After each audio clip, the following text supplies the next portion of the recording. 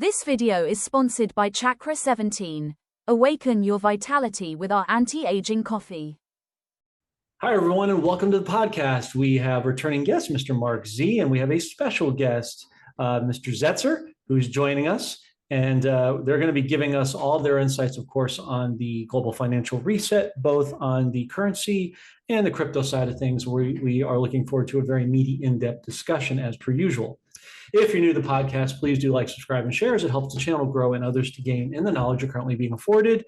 As you know, Mr. Mark there up top on the upper left is a podcaster, truth teller, father, husband, Christian, and businessman. And he also has been in this movement for quite some time. And we appreciate him. And his counterpart here, Mr. Zester, has been in the crypto space or the blockchain space since 2016. So nearly a decade avidly pursuing it, working on coding and all the things that entail that as part of the backbone or the infrastructure of said blockchain. And he's got some very important and interesting and illuminating espousals as to how this will work and how that plays a role in precious metals and the currency. So we'll look forward to that discussion. Gentlemen, welcome. And how are you both doing today?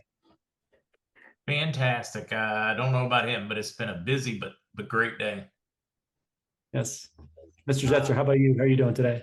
Doing very well. I'd have to say similar to Pops. It's been very, very busy, but we live in very interesting and exciting times. So, say the least, to say the least. I can't complain, but so much. And even if I did, I don't know who'd listen. So, where have I heard that before? Well, we'll keep you, young man, on the sidelines. We'll come right back to you in a few minutes. So just hang tight for a second.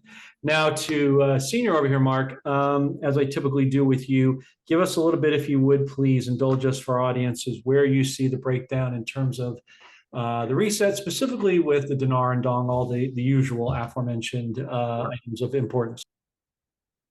Well, a couple of things. I mean, we do have some current events going on from Iraq preparing for elections. More importantly, since we spoke last, we've had some huge developments on the Iraqi front.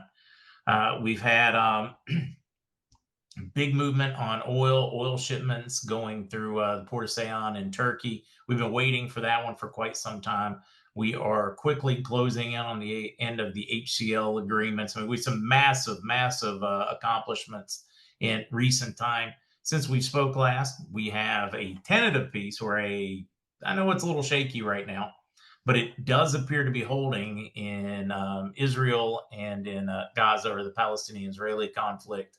I mean, we've got a lot of world events going on all at the same time. But on your reset part, it really is getting interesting.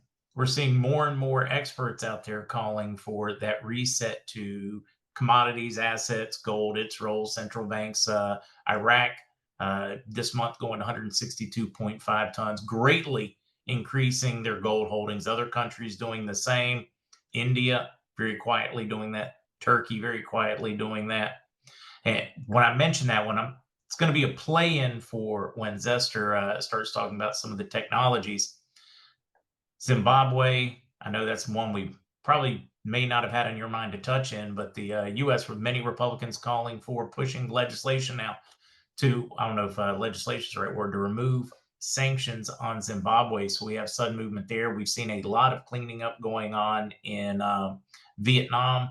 Bank accounts, fraudulent bank accounts, government cleanup, some massive 86 million accounts. Many out there trying to spin that one as some kind of authoritarian Orwellian crackdown, when my research is showing that they have really gone after corruption dollars. And I think that's important because we were told they would do that before a value change. I'm trying to think of where else to go with some of just the phenomenal things. I'm certain you're hearing too. Bond side, guys, let's hope some of my bond contacts are right and they're rolling around with some dollars today. I mean, this week, or at least by later in the week. I don't know if you're hearing something similar on that front. I mean, I'm hearing that there's a lot of activity going on with the Treasury, behind the scenes, but until I can vet it out and prove it, I'm just kind of letting it play itself out. But I intrinsically, intuitively, I think we all know, meaning us and our audience, that things are on the move. I like with my audience to take it very optimistic, but cautiously and steadily, and let things just play themselves out without getting too overworked up, because we know it's coming. It's just, it's going to be a suddenly moment. But let's break down the finer points of what you said, Mark, because you threw a lot in there. Yeah, as far as the gold, I was going to bring that up with Iraq. I suspect, because they do this a lot, that they're not telling us the truth, that they probably have much more gold than what they're willing to admit. Sure. Right. And then you look at Chamisa sitting on the sidelines, just like is going on with Humberto Gonzalez. And I'll give you an example. I was interviewing SG last week. I think it was last week. And he's always got great stuff per usual. And he always does. Oh, yeah, he's brilliant. And so I drew a parallel with him that I wanted to bounce off of you. What we're seeing really, gentlemen, is a decorruption. Trump is sovereignizing and nationalizing, we've talked about this before, Mark, the entirety of the world. Mm-hmm. So if you think he's just going to stop right now with Maduro in Venezuela, you got to be kidding yourself. It's going to extenuate throughout the world to include Zimbabwe. And I know Chamisa's sitting there sidelines. People are being told a lie that, oh, they're not worth anything. The Zim bonds are worthless. They don't know about Chamisa. They don't know about the vast gold reserve Zimbabwe has. They don't know about the decorruption. And they don't know that the Zim was tucked into the ZIG dollars and the gold coin, and that it's all going to be one contiguous thing. Because the Zim bond dealers either sign NDAs or they just don't know. Where does that sound like? Oh, yeah, that's right. The banks, exact same parallels. We're talking about parallels. So, just kind of wanted to get your thoughts on the corruption aspect and how important and paramount that is to seeing the things that people are looking for. Interesting you point out that Trump seems to be working on that around the world, pointing out what's going on in Venezuela, Colombia, that just expanded today or two. With that, it does appear to be, whether the globalists want it or not, the great cleanup is occurring.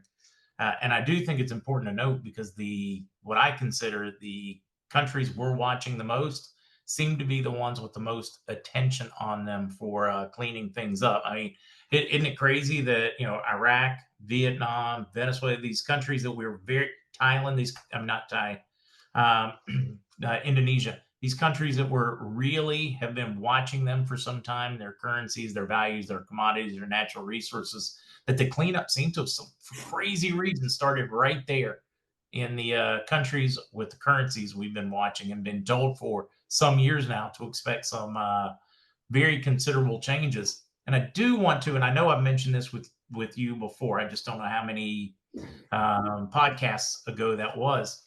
When I was working in Africa, working with MENA Global and Falcon, some of the companies we were working with, my partner there, some of our buyers were central banks. The first one to tell me about the impending global currency reset to assets, predominantly gold, was a buyer for the Bank of Japan, and said, hey, it's coming. We don't know when. Also, one of the people that told me it would be really good for me to hold Iraqi currency. He said, oh, maybe some of that Vietnamese too.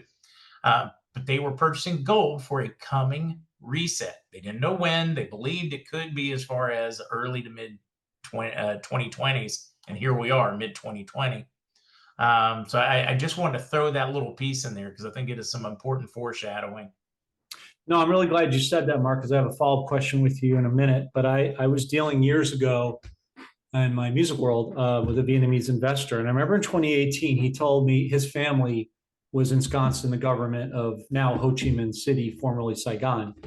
And he told me back in 2018, he said that it's going to happen. The dong is going to go and it's going to be very valuable, but it may take a few years. He said between 5 and 7. We're at that 7-year point now. So seems to be significant to your point. One question that I always get a lot, which I would love for the audience to get your perspective on, is Nick asked me this a lot when I go on his podcast. Why is dinar going to go first? And I've given him my perspective. I'd love for the audience to hear yours. Cornerstone, whether or not it was originally designed to be that way, if we go back to perhaps the Bush senior days, it could be a different story. But because of the expected extreme value change, we saw the bump that it gave the world economy in the 90s, along especially the U.S. Clinton was suddenly able to balance a budget miraculously. That we need some of those nations that are wealthy. If we're going to reset to a commodity backed, we need more commodities to back more currency, so there's more wealth in the world to make a bigger difference. why not start with some of the biggest? I also think that's one of the reasons why there is such a crazy push right now to make some changes in Venezuela, because you look at the natural resources. Some recent findings: Iraq is now considered by most in the industry to have the third largest oil reserves in the world, which is huge. They are preparing themselves to supply all of Europe for the foreseeable future. Yep.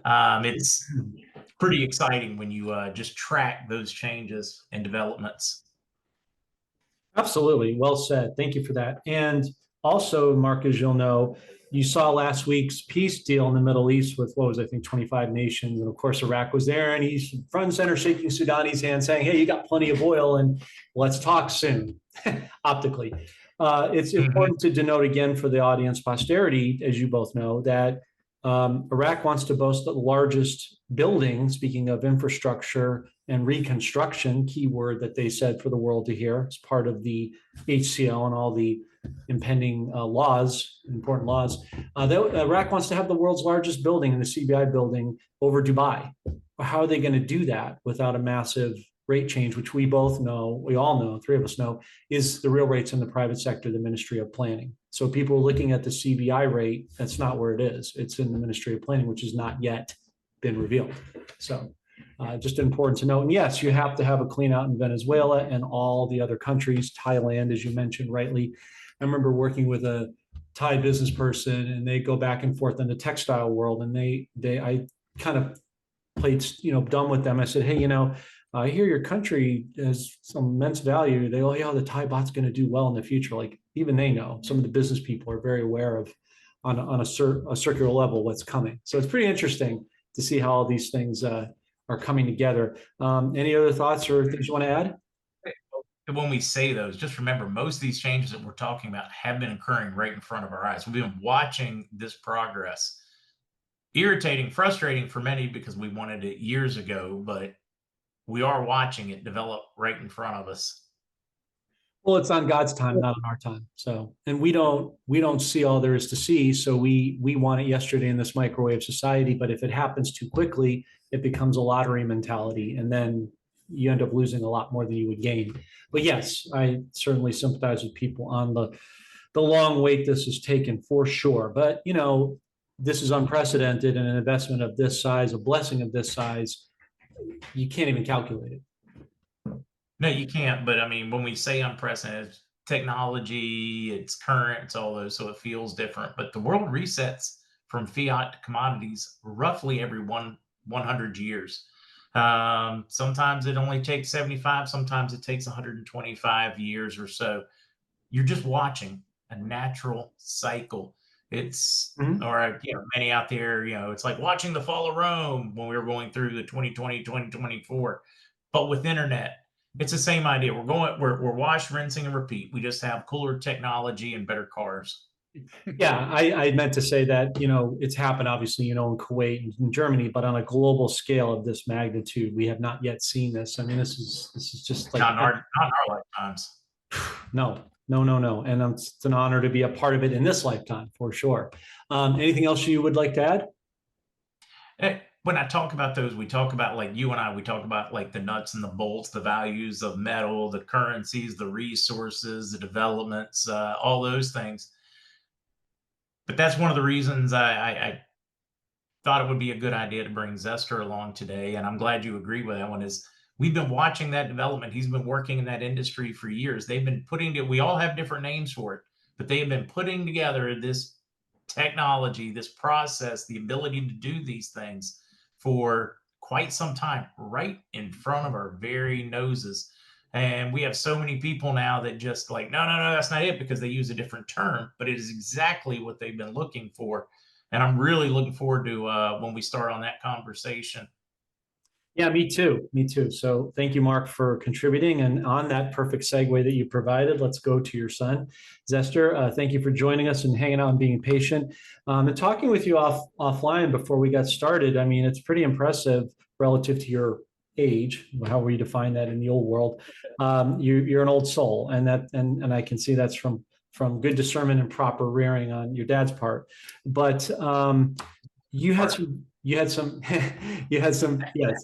You had some very interesting espousals about the blockchain, how it really works versus the precepts and the perceptions that are put out there in terms of the name. And so I'm going to save some of my questions that we talked about so people can hear sort of your thesis on it. So could you kind of share with people about, number one, your background, number two, how you see the blockchain working today and how it affects both the currencies and the metals and how they all correlate? Oh, no, absolutely, John. And thank you so much for having me here to talk about it, because I am very excited about this. And so I'll go ahead and apologize ahead of time. I get a little passionate when it comes down to it. And I'll start with the beginning of why. And so for many folks out there, everything about the new financial system has been fairly new information. I was born in 1992. I was buying dinar with birthday money in my early teens, 12, 13, etc. Matter of fact, Pops and I went to the Norfolk exchange at the mall, which they actually happen to have a currency exchange on account of the fact that there's so many military folks in the Norfolk region. And I literally took Christmas birthday money. If I was getting it, I was buying dinar with it, because I knew that we were moving towards a new financial system. And of course, I didn't know that much about it at that point. But keep in mind, 1992, and so this would have been 2004, 2005. Now, as I continued on in terms of my education, everything else, it was something I knew was happening. I heard it from Pops on a regular basis. I knew it was coming. And I started moving through my education. I've always been a big computer nerd, as folks like to title us as, preferring essentially to spend far more time on the computer than anything else. And went off to school, started working in fiber optics and network design after that. And immediately in 2016, I jumped into the crypto industry, because for me, it was all the answers. It was the new financial system that Pops and I had talked about for, at that point, over a decade and a half. It was the new system. It was immutable. It was transparent. It was outside of government influence. And it was usable for far more than just the financial system. It was immutability in terms of ownership universally. That includes data. It's not just money. It's everything, essentially, that we had been told the new system would contain.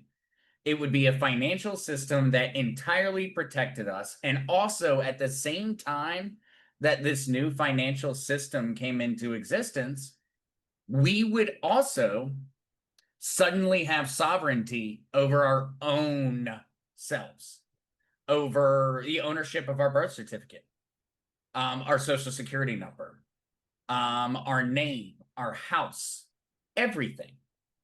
Everything we had been told about the new system was contained inside of the blockchain technology. And so to me, it was not just a passion. It essentially became the answer to decades of thinking and going, hey, this is going to happen, this is coming. And then it presented itself to me. The full answer was sitting inside of blockchain technology. And so I know that may not be where everybody else necessarily believes on it, but to me, it was very, very obvious. The technology took out the human problem. It solved it, because everything we had heard about the new system was impossible with humans running it. Ultimately, human beings cannot be in charge of everything. If we are, eventually we will result in corruption. It's the human nature, as was spoken about in the Bible. It is literally human nature. And so the idea of a system controlled by set rules that everyone follows to was extremely interesting to me. And as we've continued to move along, John, what I have found is that essentially the entire new system, and it's been thrown around in many new names. And the one that I typically hear the most would be the quantum financial system. And when I hear that, I say, we've already got it. We're already developing it. And it is literally coming into existence in front of our own eyes. And that's kind of to give a little bit of the backstory, John. Yeah, when I look at that, and I think about it right in front of our faces, I mean, just it really, really is. We've been watching it, but because we've called it something else, so many people are like, "Oh no, that's not it. Oh my goodness!" But it's been right in front of our faces. Yeah, yeah, you're right, Mark, and thank you, Setzer, for your opening thesis, and you put a lot out there in a succinct way, which I appreciate, because there's a lot to unpack within the subfolders of what you shared, but it gives people a sense of your experience and your qualifications, for lack of a better term, for the discussion. So let's now talk about what we talked about offline, so the audience can enjoy this meaty discussion. So to set the table, you're not saying there isn't a new system, it's just debating the merits of the title of the system. So when I spoke to you about that, and I'm going to have you answer, I'm just laying it out so you can cover a lot in one shot for time's sake. There's something you said that really caught my interest, amongst many things, piqued my interest. You brought up a very cogent point, because I don't know if you've seen our podcast before, but my contingent, and Mark knows this already, sorry, Mark, for the redundancy, is a lot, there's a lot of you talked about corruption. And you're right. It's the fall of man and sin, going back to Adam and Eve. We're still paying for that. Thankfully, there's repentance and keeping short accounts and grace and mercy to combat that he gave us. But tabling that aside for a moment, my contention on this podcast with our team has been that there's a lot of disparateness within the wealth transfer global reset community. You have people that are just for cryptos, just for currencies, just for metals, just for bonds, and just for growing your own food and all those things. Whereas we don't see them as disparate and separate. We see them as conjoined through precious metals. That being said, you have a really cool and important theory and belief ethos about that, in that you're right. And I think this goes a long way, Zester, to accounting for what I was wondering is, why is only 0.9% of the population buying precious metals? And I think you've touched on it, because the mindset or the belief to this point by people who have bought it is that it's just a wealth preservation or a wealth defense mechanism to protect your wealth and against hyperinflation of a dead Federal Reserve note, going back to a US note. But your espousal is a really good one, in that you're saying, if I've heard you correctly, that now with the new blockchain system, whatever you want to call it, it now opens up new exciting parallels for precious metals to actually grow your wealth, and that gold actually supports cryptos in tokenization rather than the other way around of backing. Can you talk about those items, please, sir? Absolutely, John. And that I think is a very, very important point for many folks, because it can be confusing, but also it's also a matter of really clarifying the point. Essentially, gold and silver, any precious metal, has had an issue since its beginning. It is illiquid. It is very, very difficult to do commerce, to actually make the economy work, when it is based off of an understanding of an ounce of gold and an ounce of silver in a physical form. And that has essentially taken away the power of gold and silver. You can go all the way back to Roman times, of the Roman emperors cutting silver coins to fake silver coins. You can go throughout it. Essentially, there's always been an issue. It can't be denominated. You can't break it down. And so if I want to sell you a loaf of bread, and the loaf of bread is 1/50th of a silver ounce, we have a problem. Because we're either about to start breaking out some hatchets, or we're not going to actually have a deal. Gold and silver have always had it. Even in the modern sense, gold and silver have a huge issue. Go to the store, buy gold. And I promise you, anybody out there, go to the store and we'll say silver, buy a silver ounce. Walk out the store, walk back in and offer to sell that silver ounce back to them. What just happened? They're killing you for the spread. You just lost $4 or $5 on that silver ounce, and you lost that immediately. You paid a premium to buy a silver ounce, and then you literally sold at a loss on your silver ounce. But it's not the silver's fault. It's the store owner's fault, and it's a part of the system. It doesn't make sense. It's illiquid.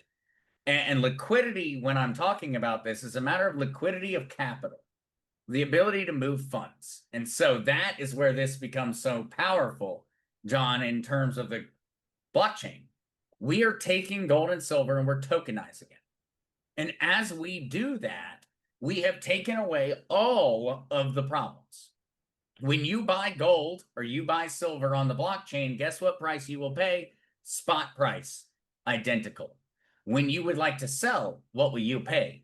Spot price, identical. It is essentially fixing some of the problems in regards to liquidity around precious metals all in one fell swoop. And so I think for many needed for asset money. Sorry, Pops. I was just saying it's the technology we needed for asset-backed money. Yeah. And it's in preparation for it. And so essentially, I think where we're looking at is that we're bringing the old form of wealth, which absolutely used to be a matter of preservation. Gold and silver have always been historically a matter of preserving wealth. That is about to change because gold and silver, once tokenized, have now become a generator of wealth. And in that regard, that's why the blockchain is so powerful for precious metal holders, because you've been living in a world that is very, very small, essentially. Because as you said, John, it's what, 0.09% of people that are investing in precious metals. Well, this is going to change the entire system. Now, 100% of all people are going to either be choosing to invest in precious metals or will be investing in precious metals, whether they choose to or not. Because we're going to start tokenizing gold and silver, and we're going to start backing investments with it. Sorry, I didn't mean to interrupt. Absolutely, you're absolutely spot on. I wanted to just add something to clean as we go. So it's an interesting subpoint that you make, Zester, because traditionally in this marketplace, it has been a more seasoned audience. But essentially what you're saying is this is going to open it up to a younger, more diverse audience. So cryptos, because a lot of the older audience is against cryptos because they think it's fighting against them. But in actuality, what you're saying is it's actually benefiting them. Yes, it's been working to make their dream for the past, and for many people in the community, their dream of the precious metal community's dream for decades, a century, has been blockchain technology. And yet they fight it. And I find that to be somewhat ironic in many, many ways, because it is your salvation. It is literally the salvation of precious metals. It's the reason that you're looking at the current prices today. You are seeing silver at $50, not because of anything besides blockchain and tokenization. It is forcing the system to realize the real value of your commodities, which is what silver is, a commodity. And you're realizing the real value of it now on account of blockchain technology, because no longer is it possible for them to continue to inflate the amount. The blockchain is immutable. It is guaranteed. And so ruining your faith for silver, people. Yeah, it is ruining and destroying them. And I would verifiably guarantee every single dollar I've ever earned in my life that the reason your silver is rising in value right now is on account of blockchain technology, or at least as a major factor on account of it, because we are looking at a whole new world. your gold and silver is going to be worth infinitely, infinitely more, because it's finally going to be valued on a ledger that is not being manipulated. And that's why we're moving towards, and the Russian ministers and a lot of different ministers have been talking about this. And that's why we're moving towards the United States having a massive revaluation of gold and silver. That reevaluation is occurring because of blockchain technology, not because of anything other than it. It was the necessary step to revalue gold and to revalue silver. It was impossible in the previous system. It would always be manipulated by any company or any government or any central bank that so chose to do so. The blockchain finally provided the answer, and now we can do it. So thank you, Zester. So let's take what you said and hold on to that, freeze frame it for a moment, if you will. So that might go a long way, I think, for the audience to understand, if I'm getting you correctly, why President Trump is pushing all the crypto coins, and the crypto coins are going to effectuate the metals, which helps him revalue gold, 20, 25,000, and silver follows suit, and making this parallel shift from the old fiat system to an asset-backed system in real time with XRP and other things. And that flows into the currencies. Can you give the audience your perspective of how blockchain through the coins helps not only precious metals, but the foreign currencies as well? For the currencies, the answer is actually also sitting in front of us. And so, if you were to go through all the BRICS nations and you were to just break down every BRICS nation, and you were to then say, what is their general level of crypto adoption? Well, there is a hard and fast rule going on in the world right now. Guess what nations are adopting cryptocurrency at the fastest rate? You can look it up, top 10 BRICS nations, top 10 crypto adopters. Guess what? They're all the same. The only outliers actually happen to be the United States and the UK. And so the reason that this is continuing to occur is because these currencies are tied absolutely to this technology, not the currency. They're not tied to Bitcoin. They're not tied to XRP. They're not tied to any of these cryptos. The currencies that are going to revalue are revaluing because finally it will be possible to actually value their resources. They have lived in a world where essentially Iraq has a massive trillions of dollars of natural resources. And you know what they are worth in the modern economy? A big fat flipping zero. Until they are out of that earth and they are transported to a civilized country, they are worthless. Absolutely worthless. It does not matter how much oil you have if you cannot get it out of the ground. And why can you not get it out of the ground? Because, well, the financial system doesn't actually believe you have that much wealth. It's like being a billionaire, but going to the bank and the bank won't open a bank account for you. And that's where these countries have been. Vietnam and Iraq have been sitting there with trillions of dollars and they can't open a bank account. They can't get one because according to the bank, what they own is valueless. It does not exist until it has left the ground. And so how are you supposed to get something out of the ground if you know you have $1 trillion there, but you have no money to actually get your $1 trillion out of the ground? It's impossible. The new financial system requires blockchain technology. It is literally required. There is no other technology on the planet capable of documenting and recording these things in an immutable fashion so that every other company, every other nation will be able to verify the realistic nature of it. It's real. Iraq has tens, 20s, hundreds of trillions of dollars of natural resources sitting underneath it. It should be one of the wealthiest nations on the planet, but it's not. Why is it not?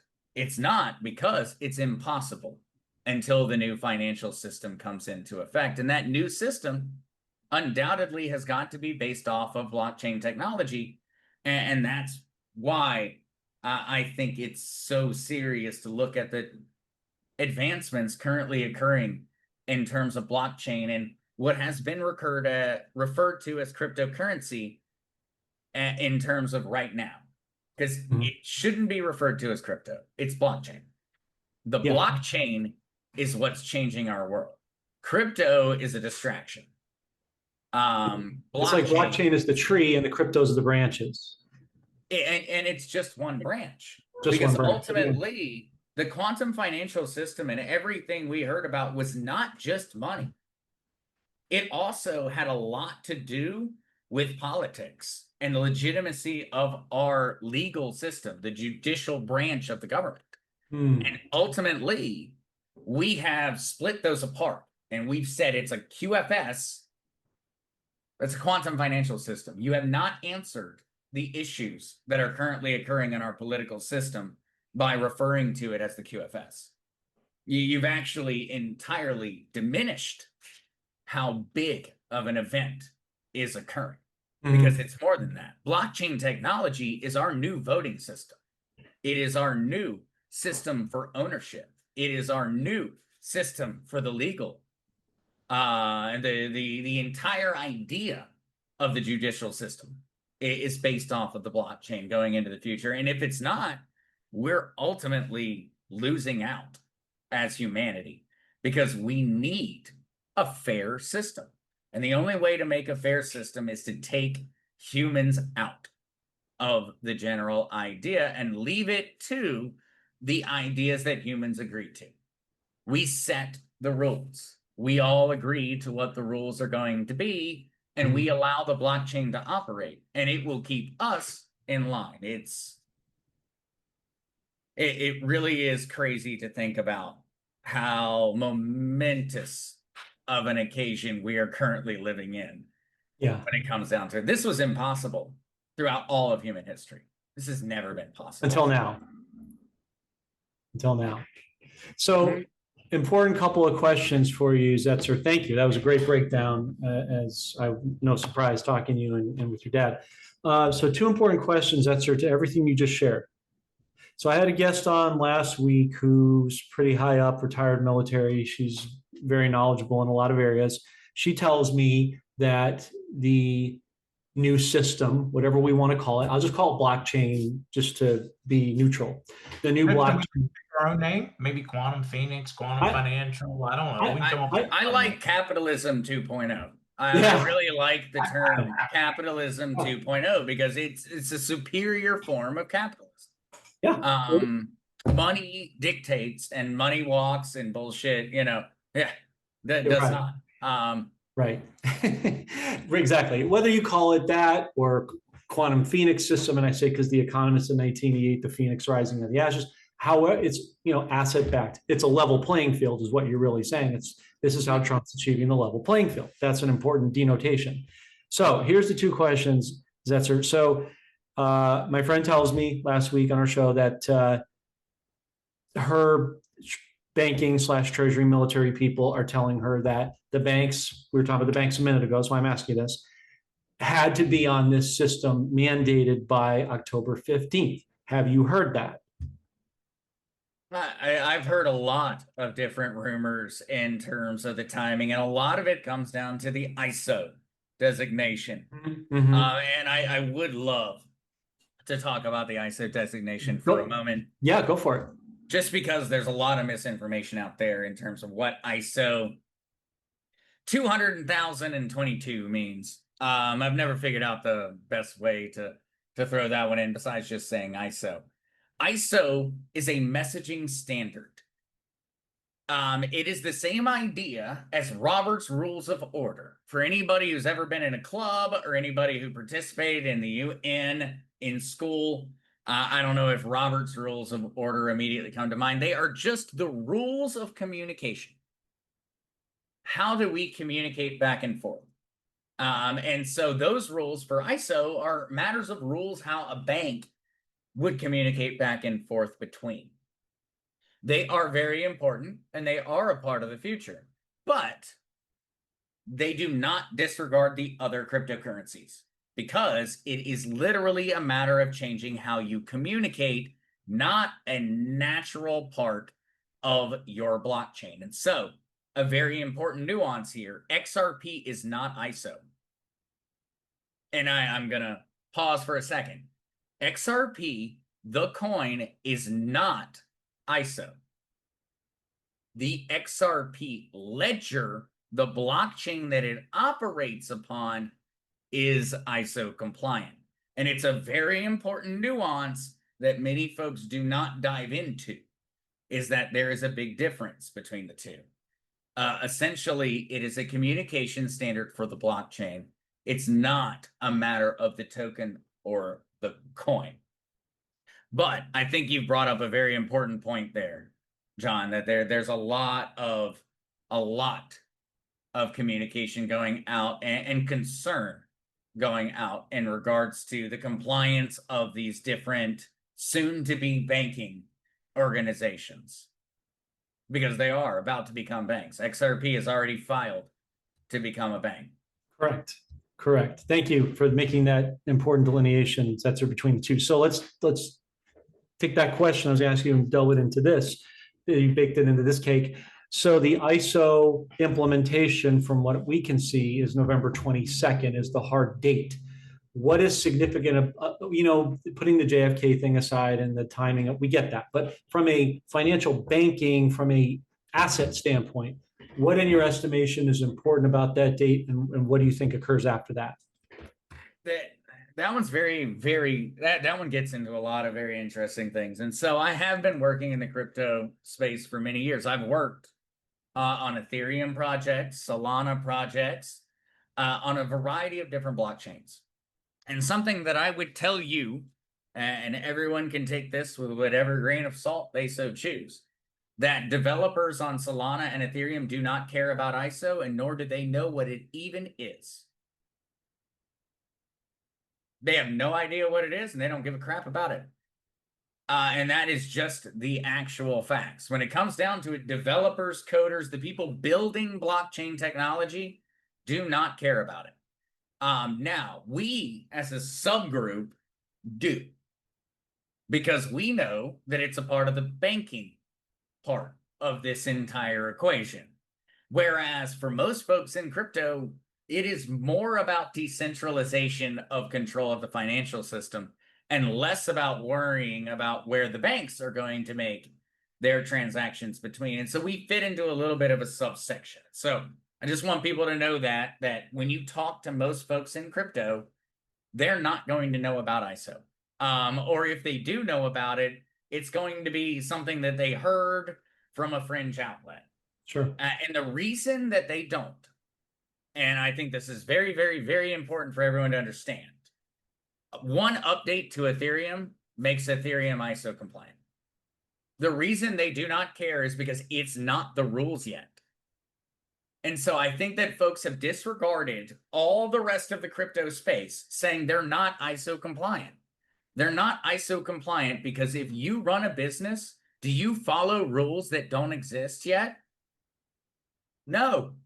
If you're running a restaurant, are you going to start following the health concerns of 2030 in 2025? No. Why would you spend that money until then? And so I do think that's another very important part for folks to realize. I can update any crypto to be ISO compliant. It is not actually something to value to the degree to which we have valued it, because it's not hard to do. It's like saying, hey, would you like to call yourself this or call yourself that? Ultimately, I can make an Ethereum token that is ISO compliant. And I can do that in a matter of 30 minutes. And so I think that's another very, very important point. Folks are missing. Essentially, this one comes down to the trees in the forest. Everybody is focused on a tree. And they're disregarding the fact that we've already grown the entire forest. The forest is sitting there, and everybody's focused on one tree. And ultimately, is ISO important? Absolutely, it is important. The compliance standard of ISO for messaging between banks and between countries is extremely important for these different blockchains to adhere to. But it does not require them to make any kind of they don't need to relaunch. They just make an update and bam, they're ISO compliant. And that's something that I think folks really need to understand on it, because a lot of folks say, well, Bitcoin's not ISO compliant, it's going to go away. That statement does not make sense. From a technology standpoint, I understand why people say that, but it does not make sense technologically.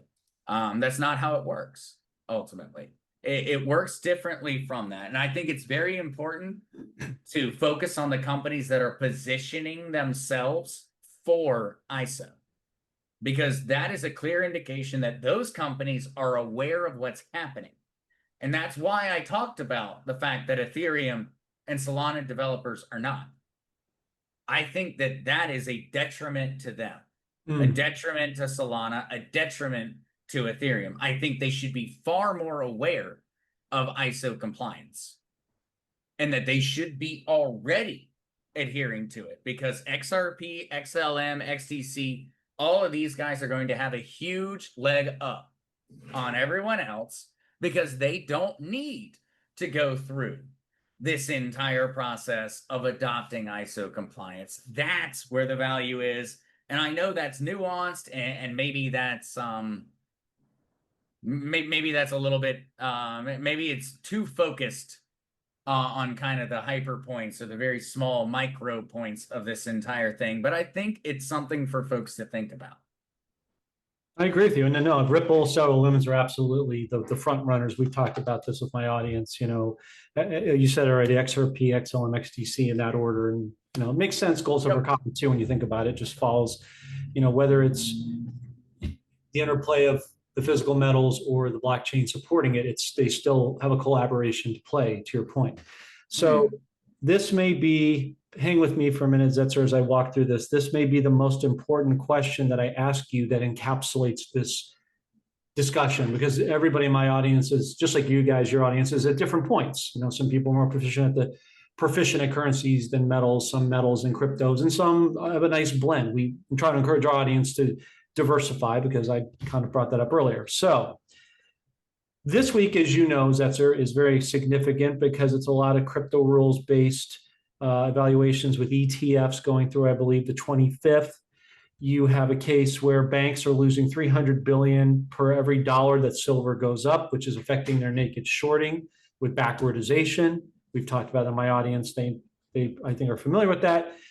And up your wheelhouse also, I'm being told that somewhere here in the not too distant future, we're in late October at this point. We know how fast time goes, gentlemen. We have a super crypto bull run coming that's probably going to last somewhere in the area of 30 to 50 days before corrections are made.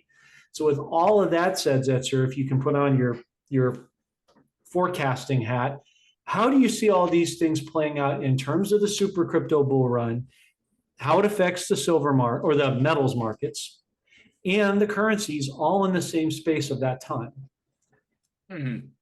That definitely is an all-encompassing one, John. So I'm going to tackle that one one step at a time. And so first step in terms of crypto, especially XRP, at the end of this month and going into the rest, we're looking at a massive amount of ETFs being approved for XRP. If we see, and I know this number has been thrown around and I've double checked it, the number is fairly accurate. If we see general inflows of around $10 billion to the ETFs in the coming weeks into the XRP ETFs, we will most likely see an XRP price hitting around $10. That is beyond any kind of disregard. That is just flat out math. That does add up if we see those inflows into the ETF. And so that's definitely the worry point for everyone, is whether we see them or not. I would say we've got very, very, very good information at this point, because the first XRP ETF broke all records for the year of 2025.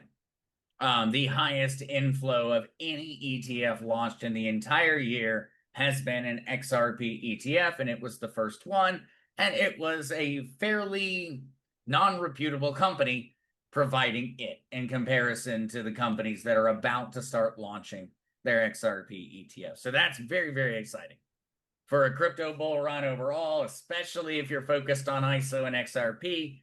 That is coming out literally in the next couple of days. We have that to look forward to. We're recording on the 21st. You can look forward to that on the 21st, 22nd, 23rd, 24th, and 25th. Right. And so in that regard, absolutely. What I think in terms of the precious metals, to kind of separate that one from it, is that we need to look at the Bitcoin Act of 2024. And so back in July, and Trump actually was on stage with Senator Cynthia Lummis when she announced this. She announced the Bitcoin Act of 2024. Now, it is 2025, and so the Bitcoin Act has now been updated to the Bitcoin Act of 2025, but it's the same exact bill. And Senator Cynthia Lummis presented this back in July.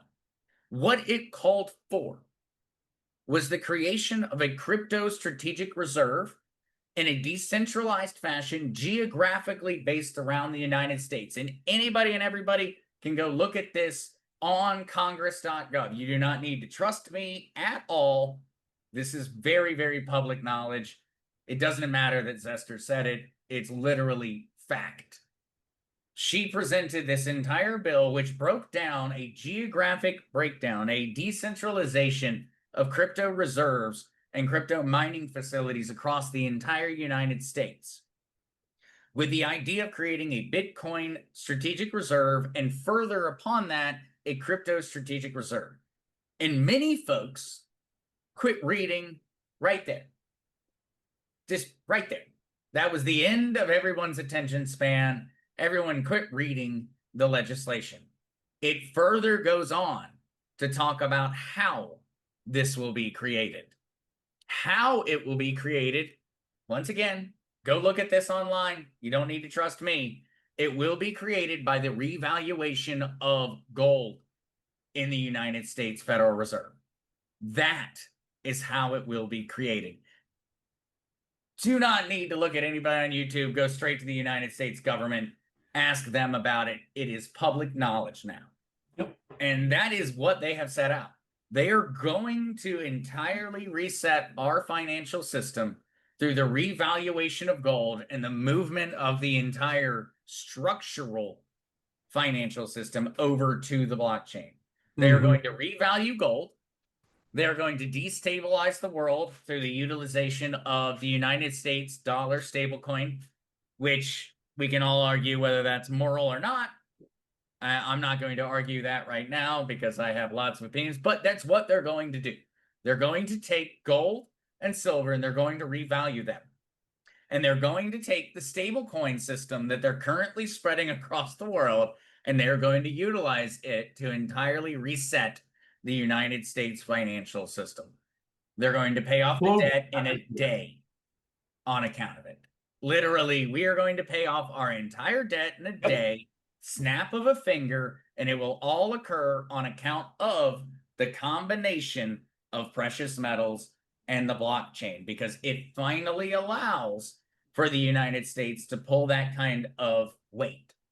We finally have a long enough lever that we can push down upon with our country's strength to literally move the world. Yes. Mark, hold on one second. I'm going to go right back to you. I just want to catch him on this. This is very important what you said. Thank you, Zester. Now, Zester, you're obviously well-heeled in this subject. So we've never talked, we've never met till today, correct? Mm-hmm. Okay. And I never asked you what you saw XRP going this year, did I? No. Folks, I said to you folks for a long time, our team through me has said that we believe that XRP His magic number is between $10 and $30. You just heard this young man say so, and why? He can't make this stuff up. Thank you. Now, here's the follow-up question before I go to your dad. And you don't have a crystal ball, but you study it. What do you think the realistic probability of the 10 billion flowing into the ETFs to effectuate that $10 plus of XRP might be?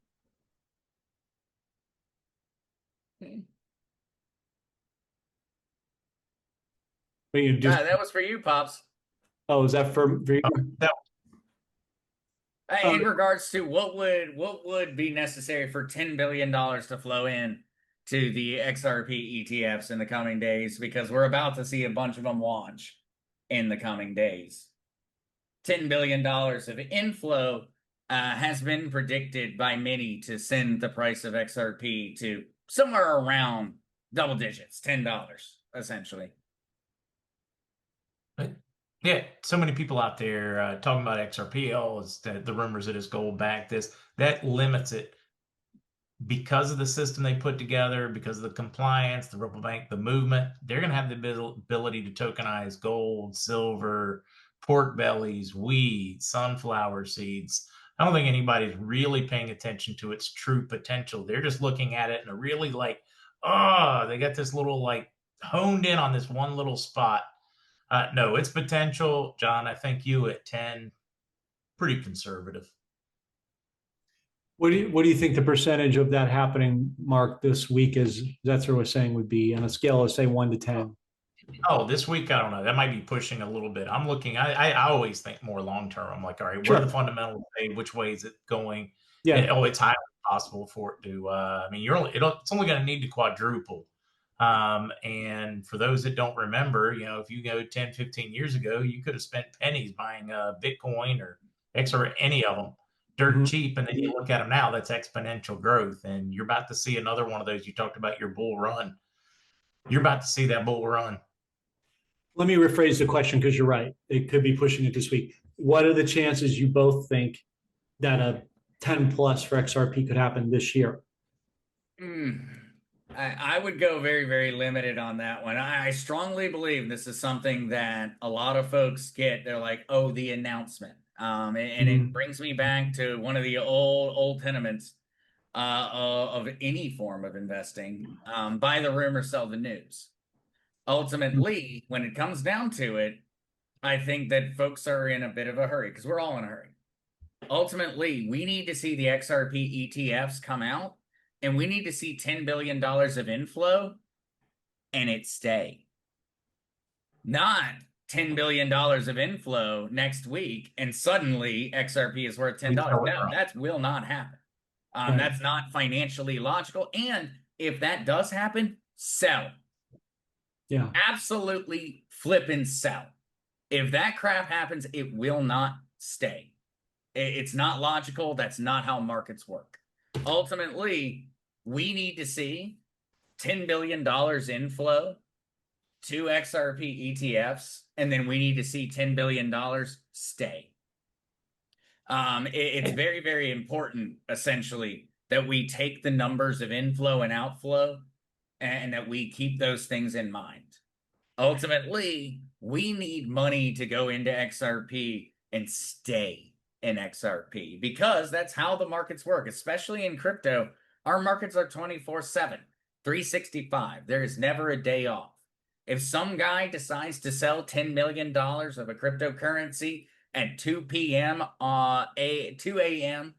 On a Tuesday, we are all going to see the effect of that change in the price all across the world, everywhere. And so we have to keep that in mind. With crypto, we've exited from this whole idea of kind of the very, very corporate sector. It's still here, but it doesn't have the same influence. It's 24/7, 365.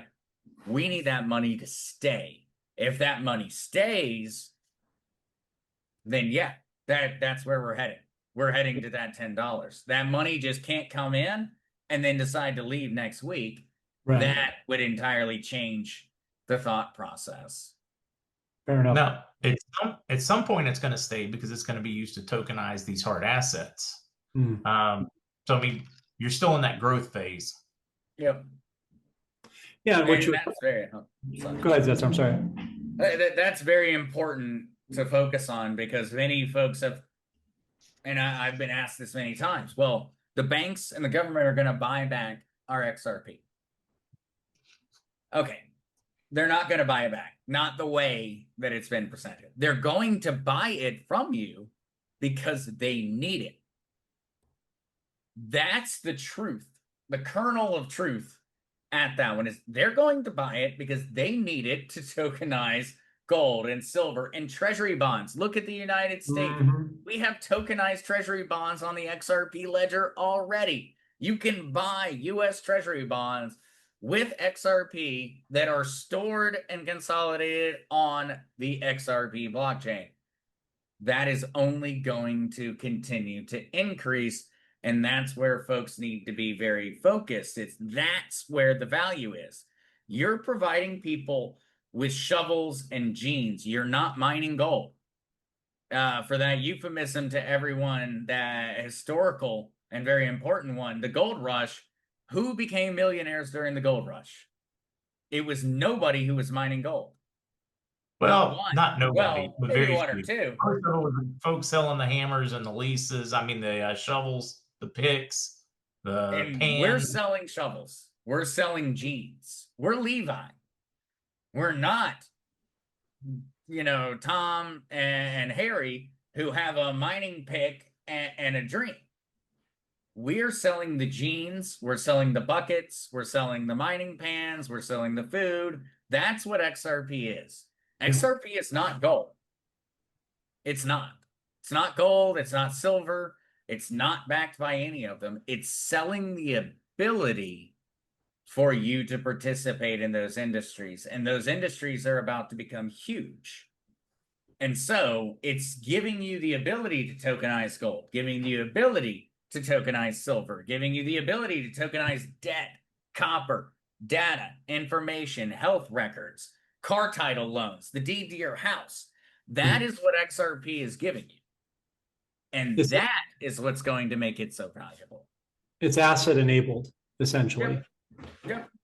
Because it has a lot of different offshoots. It's a blockchain connector road to everything that we've ever known, or a Substack, if you like, in one central location.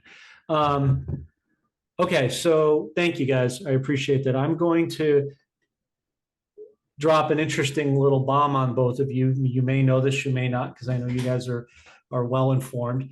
We don't do dates and rates or anything like that here, and that isn't the point. But it's good to know timelines. We've talked about this. There's been a lot of discussion and consternation about a crash, not a crash. I'm here to tell you that there will be a crash, because you cannot possibly shift into a new system without some bumps in the road. We have two contacts on our team, one of which I interview every quarter. He works for Schwab directly, pretty much in the C-level space is all I can tell you. And then I have another person who is a high-end credit risk analyst for JP Morgan Credit Suisse. Both of their stories corroborate that towards the end of the first quarter, there's going to be a massive correction in the markets, to include the crypto space as well as real estate.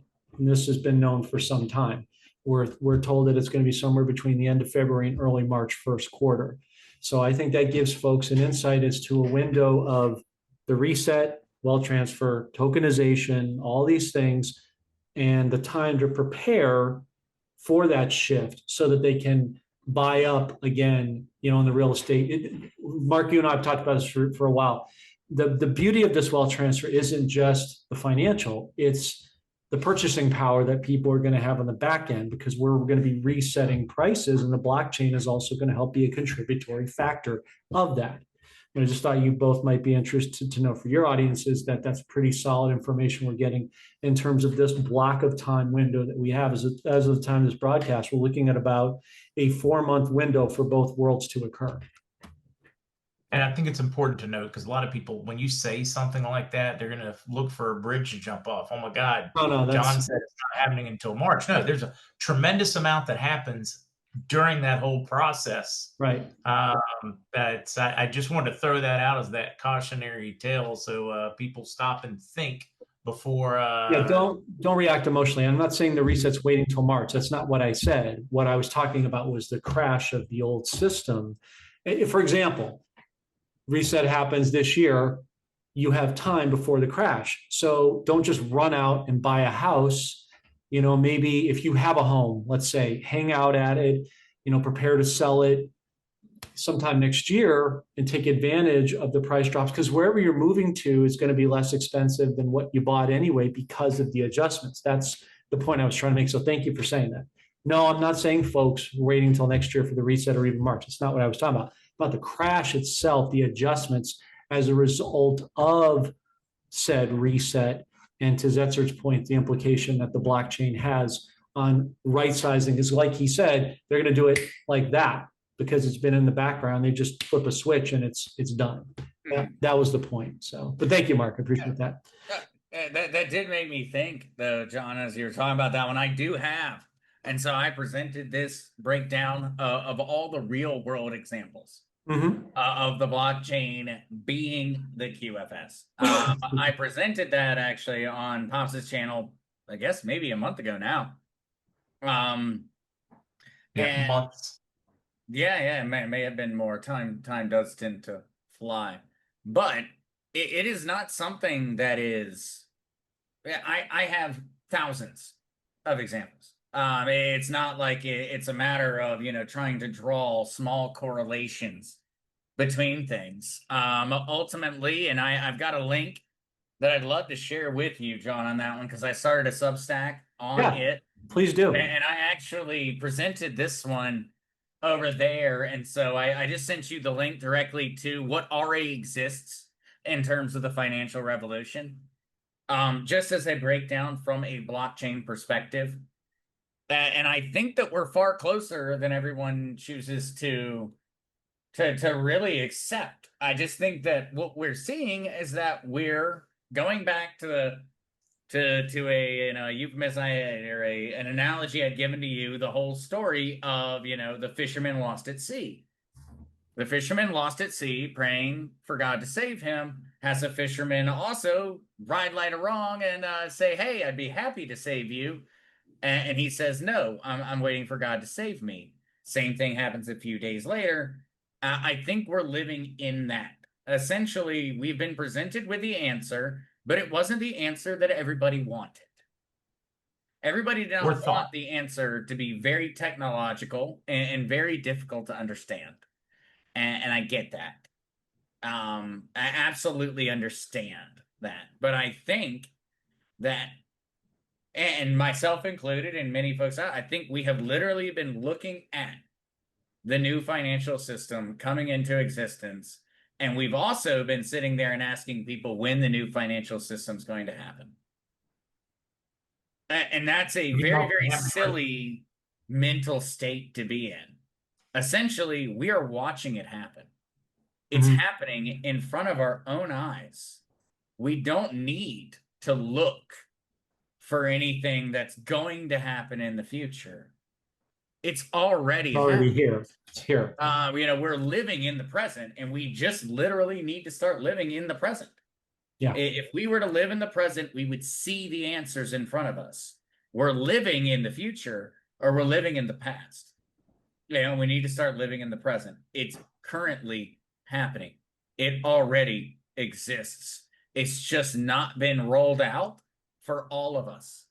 And so we're thinking, why doesn't it exist yet? It does exist. We just don't all have it yet. That's the day that we're moving towards, is the day where we all have it. But right now, there are groups that already have it.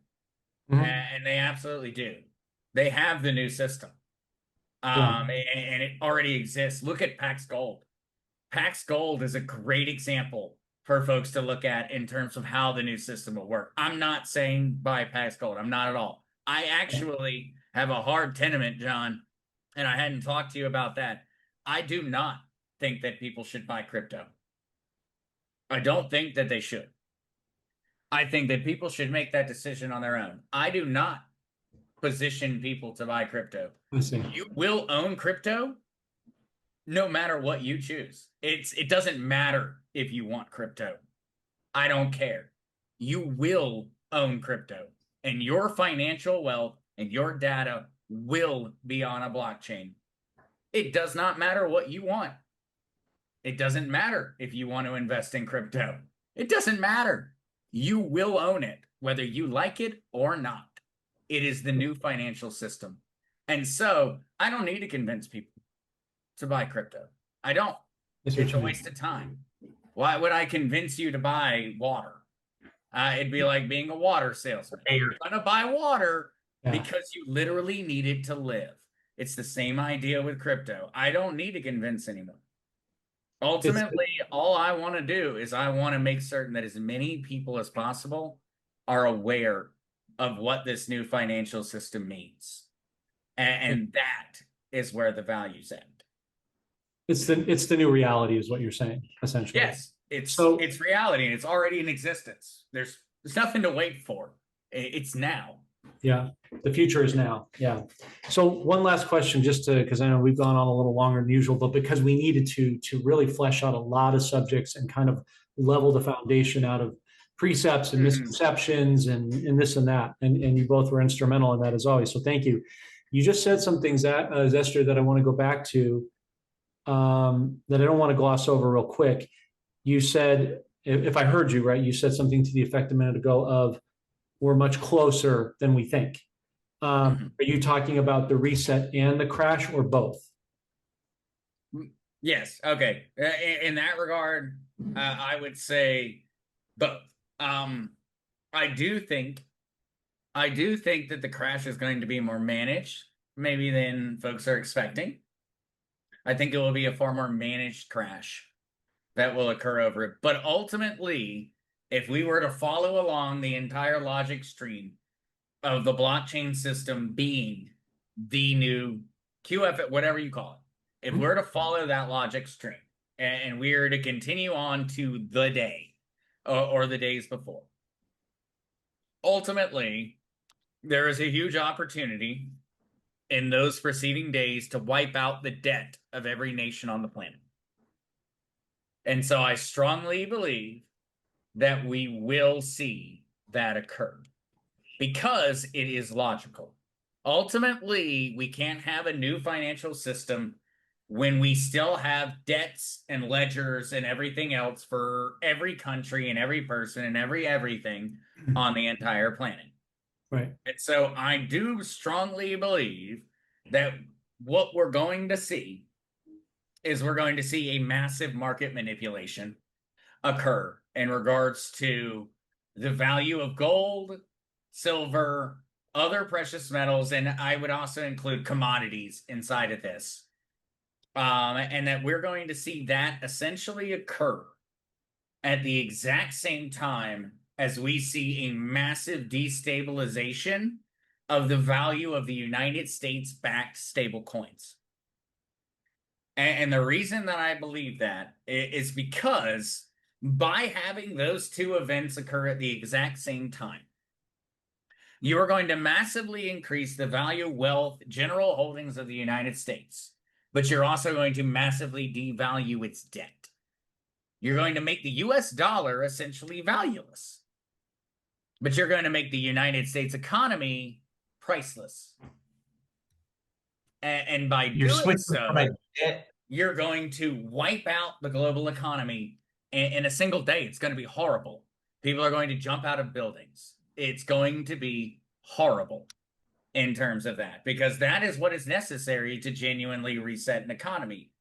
It will require that on a global scale, but I strongly believe, and I think the United States government at this point has told you what they're doing.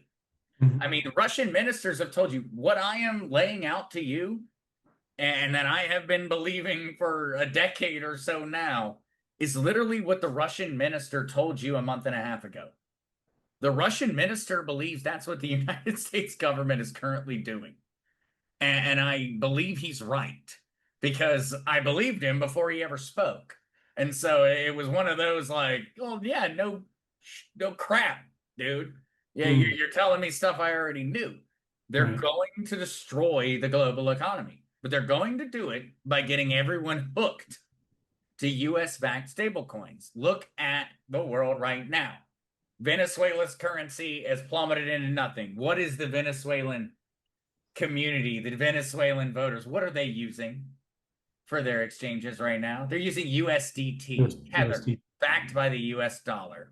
Look at Nigeria. Nigerian government destroyed their economy. What are Nigerians using for their economy? USDT. Look at Ecuador. They've started putting the prices in US pegged stablecoins in the grocery stores of Ecuador. You're watching it happen. Zimbabwe has done the same. Vietnam has done the same. Russians have done the same. You are watching it happen in real time. You don't need to wait. Nobody needs to wait, essentially, is what I'm going at. We all need to wait for the repercussions to occur and for value to then be associated to the things we hold, but there's nothing to wait for.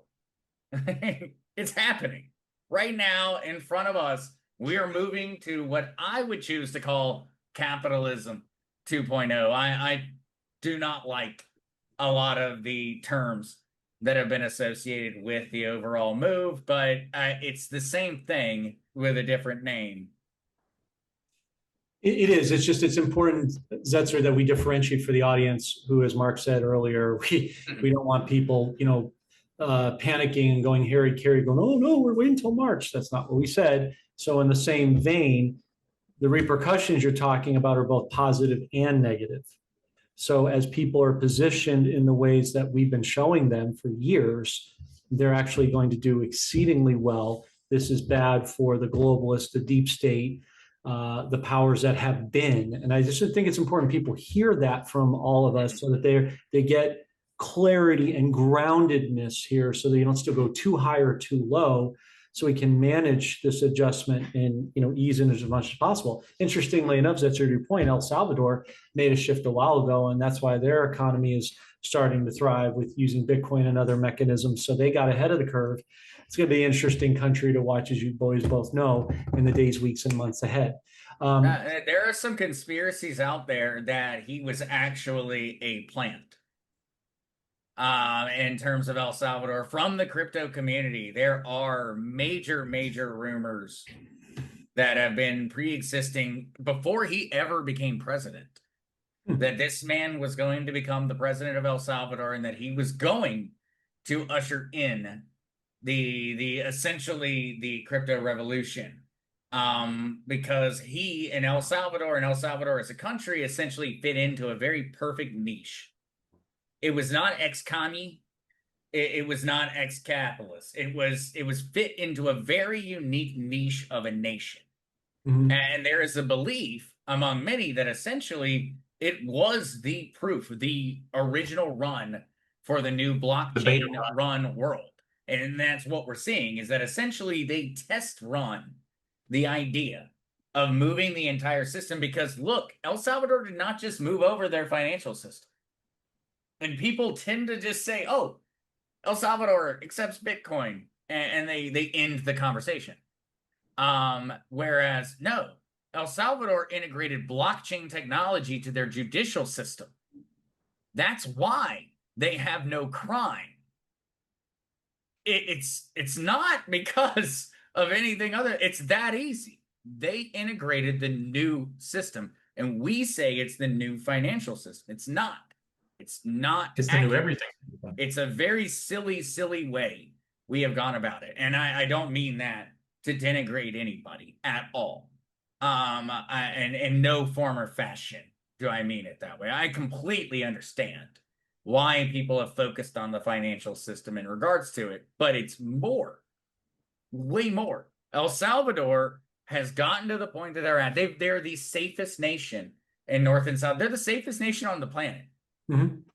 It is not because they shifted to using cryptocurrency for making payments. They shifted to the blockchain for making decisions. It's very different from what people think. It's more than that. It's not a political movement. It's an ideological movement towards taking It's bigger. essentially the biggest problems out. And ask him. He thanks God every single time he speaks. He strongly believes that God is who brought him to this new system. And I completely, absolutely support Bukele in terms of everything that he is doing so far. Do I think that it has been perfect? No.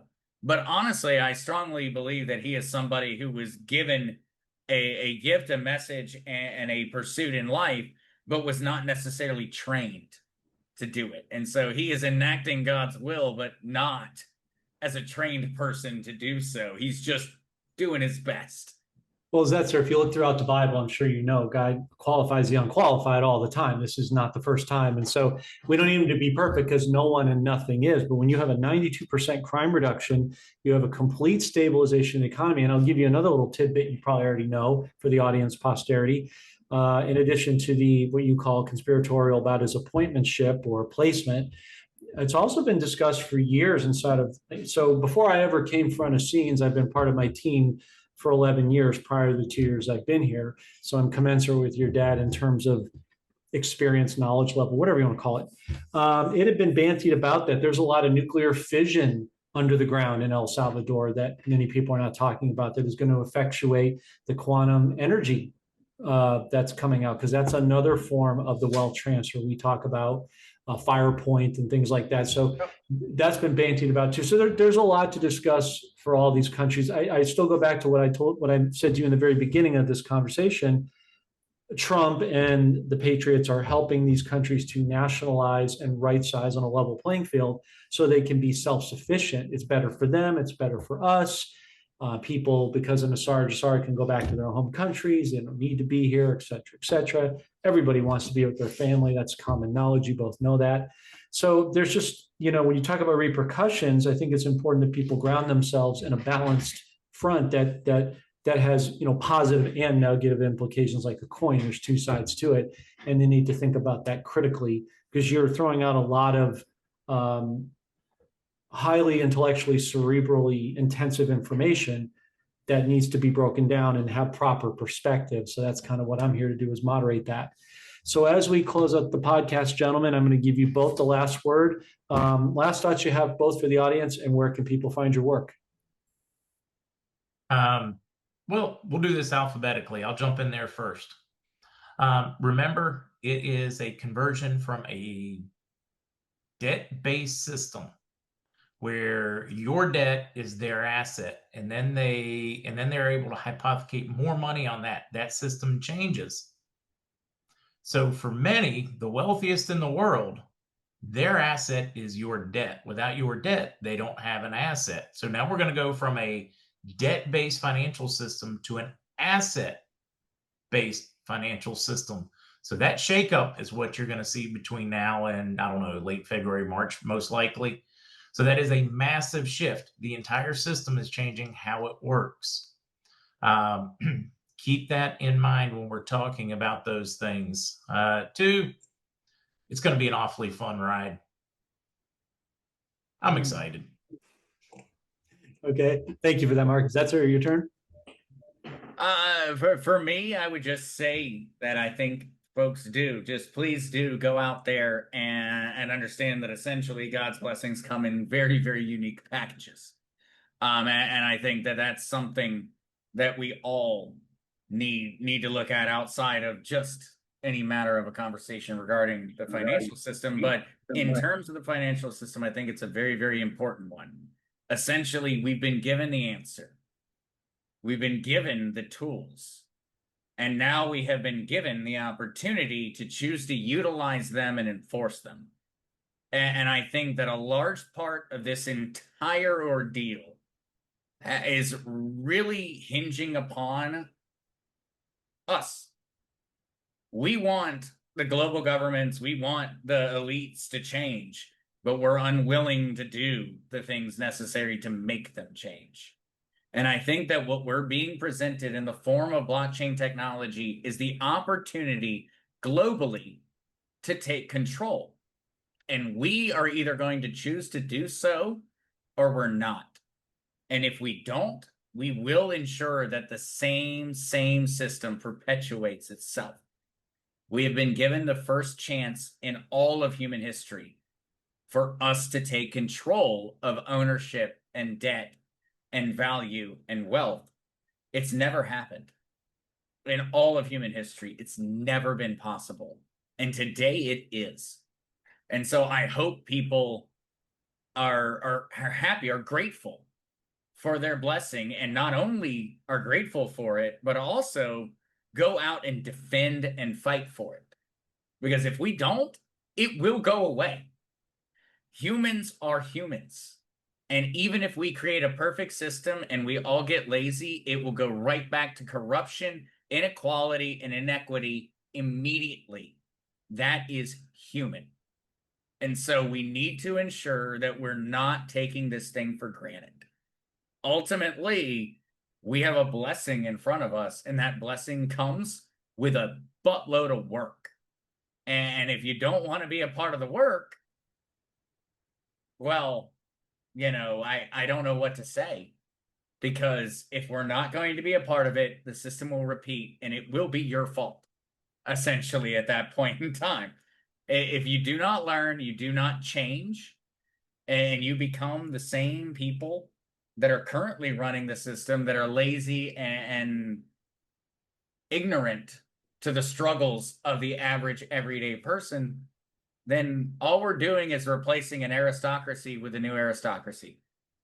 And so just keep that in mind. That would be the ultimate thing that I'd like to leave people with, is learn, research, don't buy into bull crap, do your own research, and just learn about the system so that you and the people you care about don't get taken advantage of by it.